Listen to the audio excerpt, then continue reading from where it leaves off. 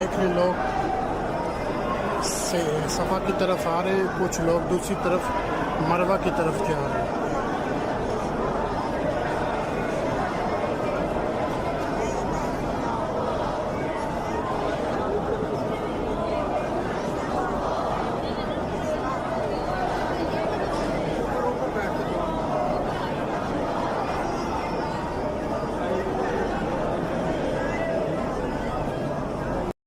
ये लोग सफ़ा की तरफ से होके मरवा की तरफ एंट्रेंस कर रहे हैं। माशाल्लाह खूबसूरत नज़र है जी। ये वो ग्रीन लाइट है, यहाँ से यहाँ हुक्म है आपको तेज़ कदम रख के चलना होता है।